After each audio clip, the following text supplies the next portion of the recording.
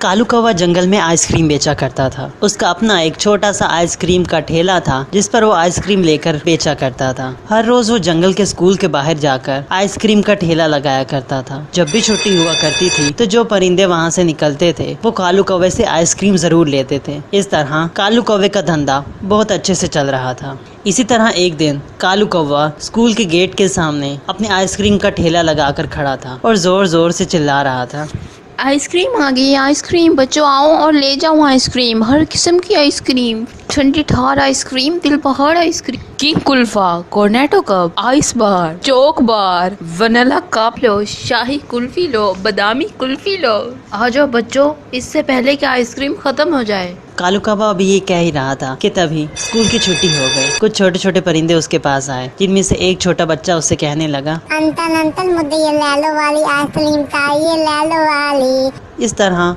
बहुत सारे छोटे छोटे परिंदे आए और कालू कौवे ने उन्हें आइसक्रीम उठाकर दे दी। आज कालू कौवे की सारी आइसक्रीम बिक गई थी। कालू कौवा बहुत खुश हुआ और खुद से कहने लगा, अरे वाह, आज तो सारी आइसक्रीम बिक गई, धंधा तो बड़ा अच्छा चल रहा है, बस इसी तरह सारी आइसक्रीम बिकती रहे। इस तरह वो बहुत खुश हो गया। अगले दिन जब कालू कौवा अपने आइसक्रीम का ठेला लेकर स्कूल के सामने आया तो उसने क्या देखा कि उसके आने से पहले ही कोई वहाँ आइसक्रीम का ठेला लगाकर खड़ा था। वो कोई और नहीं बल्कि टुनटुनी चिड़िया थी। ये देखकर कालू कौवे को बहुत गुस्सा आया। कालू कौवा हमेशा अकेले ही वहाँ आइसक्रीम बेचा करता था, लेकिन आज जब उसने किसी और को अपनी जगह पर देखा तो वो बहुत गुस्सा हो गया। टुनटुनी चिड़िया के पास गया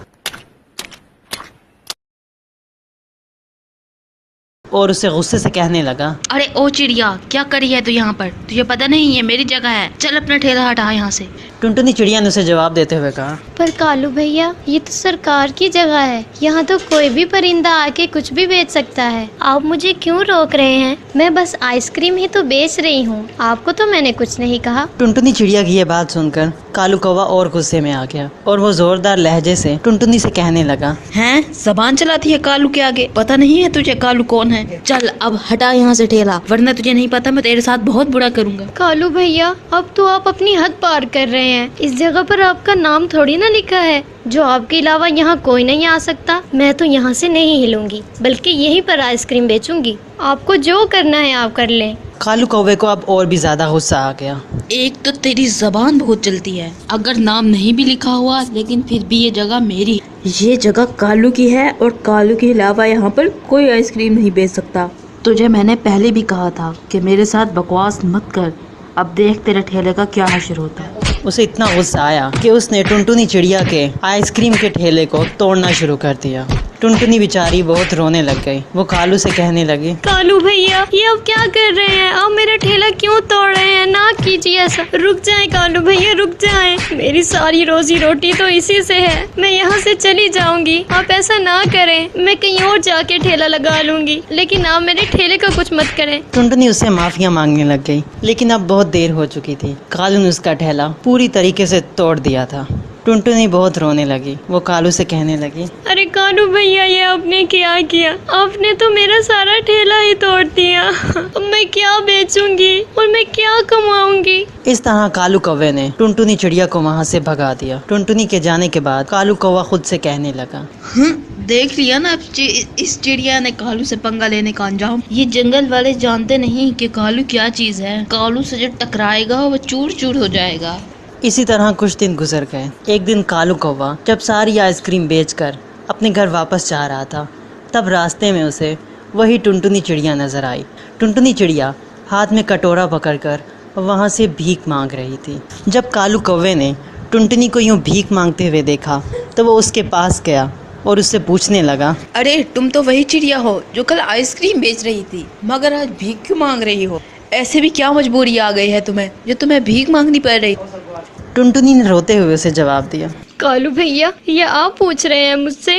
आपका ही तो ये किया धरा है, आप ही ने तो मेरी रोजी पर लात मारी है। अगर उस दिन आप मेरा ठेला ना तोड़ते तो आज मैं इस हाल पर ना पहुंचती। ठेला तोड़ दिया था तो क्या, वो तो तेरी अपनी गलती थी ना। अगर ठेला तोड़ ही दिया था तो कोई और काम कर लेती। ऐसी भी क्या मजबूरी थी तेरी जो तुम्हें भीख मांगनी पड़ रही?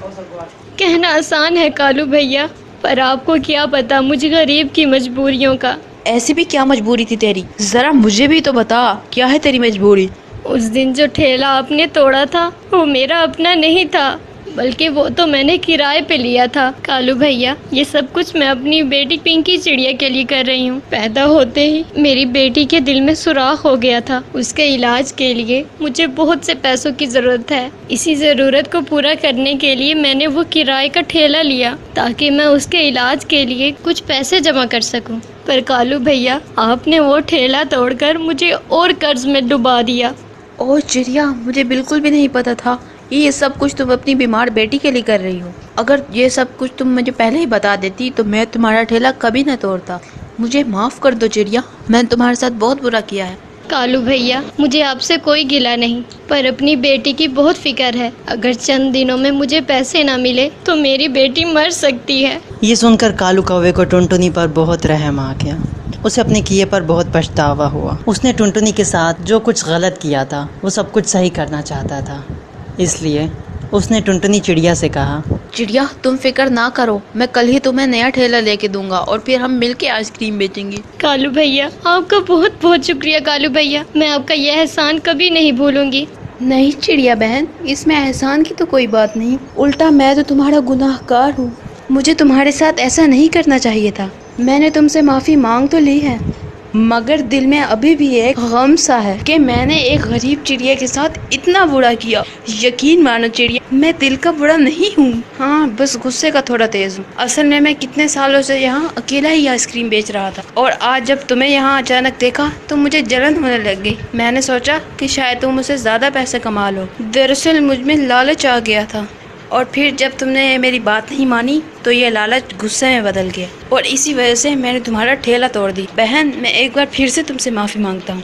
कालू भैया, मैं तो आपको पहले ही माफ़ कर चुकी हूँ। गुस्सा तो हर एक बंदे को आ जाता है, पर हमें उस पर काबू रखना चाहिए, क्योंकि गुस्सा पी जाना तो अच्छी बात होती है। पर आपको अपनी गलती का एहसास हो गया है, ये तो बहुत बड़ी बात है। हमें चाहिए कि हम पुरानी बातों को भूलकर एक नई शुरुआत करें। हाँ टुनटुनी बहन, सही कहा तुमने। फिर अगले दिन कालू कौवे ने टुनटुनी चिड़िया को एक नया आइसक्रीम का ठेला खरीद कर दिया और वो दोनों मिलकर स्कूल के बाहर आइसक्रीम बेचा करते थे। इसी तरह टुनटुनी चिड़िया के पास अब बहुत सारे पैसे आ गए। उसने अपनी बेटी पिंकी चिड़िया का इलाज करवाया और हंसी खुशी अपनी ज़िंदगी गुजारने लग गई।